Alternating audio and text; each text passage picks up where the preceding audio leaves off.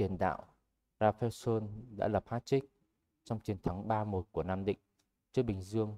Kết quả này giúp đội bóng Thành Nam củng cố ngôi đầu bảng, đồng thời nới rộng khoảng cách điểm số với đội bóng thủ đô lên tới 8 điểm.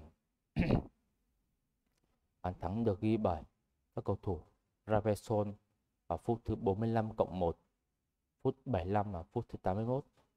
Bình Dương được ghi bởi Vĩ Hào phút 64. Rafaelson đã tạo bước ngoặt trận cầu 6 điểm giữa hai đội đứng đầu bảng xếp hạng 2023-2024 ở vòng 17 là Nam Định và Bình Dương, thu hút sự chú ý của ông Kim Sang-sik, huấn luyện viên trưởng đội tuyển Việt Nam, người cầm quân người Hàn Quốc. Chứng kiến màn ganh đua quyết liệt giữa đôi bên, vào phút thứ 3 thì Tiến Linh bên phía Bình Dương tung cú sút xa đẹp mắt, đưa bóng cuộn vào góc thấp bên phía khung thành của Nam Định. Thủ thành Nguyên Mạnh phải bay người hết cỡ để cứu thua cho Nam Định. Ở tới phút 14 thì đến lượt Nam Định có câu trả lời.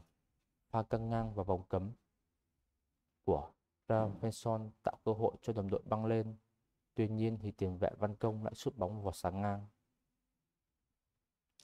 Vào phút thứ 30 và 28, Rafaelson liên tiếp có 2 cơ hội. Anh bật cao đánh đầu đưa bóng chệch cột dọc trong gang tấc sau tình huống đá phạt góc của đồng đội. Và kế tiếp, Rafaelson xoay sở khôn ngoan trước khi dứt điểm, đưa bóng bay lệch cầu môn trong gang tấc. Dẫu vậy thì sự nguy hiểm của Rafaelson vẫn tạo lên bước ngoặt. Phút bù giờ đầu tiên của hiệp 1, sau cú câu bóng kỹ thuật của Hendiro vào khu vực cấm địa, Rafaelson hạ bóng bằng ngực trước khi dứt điểm chéo góc mạnh mẽ, hạ gục thủ môn Minh Toàn. Đầu hiệp 2, Bình Dương chịu tổn thất khi đội trưởng Tiến Linh phải rời sân sau cú tiếp bóng lỗi đáng tiếc ảnh hưởng đến cổ chân và đầu gối. Tuy vậy thì ở phút 65 thì Bình Dương bất ngờ có bàn gỡ hòa. Bùi Vĩ Hào thực hiện cú ngoặt bóng để dắt bóng từ cánh trái vào trung lộ trước khi tung cú sút cứa lòng trong chân phải ở cự ly hơn 20 m. Bóng nhằm về góc xa, khiến thủ môn Nguyên Mạnh không thể nào cản phá. Tuy nhiên thì đây những là nỗ lực cuối cùng của các cầu thủ Bình Dương. Bởi show diễn 15 phút cuối thuộc về Rafaelson và các cầu thủ Nam Định. Phút 75, Văn Vũ câu bóng bổng vào vòng cấm địa.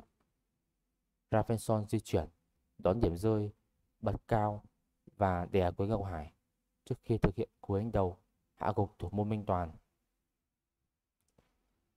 Và đến phút 82 thì Rafaelson đã hoàn tất cú hat-trick của mình và cũng như là ấn định thắng lợi 3-1 cho Nam Định.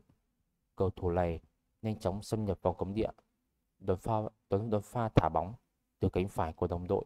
Sau đó, Rafaelson lập tức cung ra cú sút quyết đoán, đưa bóng đi chìm rồi làm gọn ở góc lưới.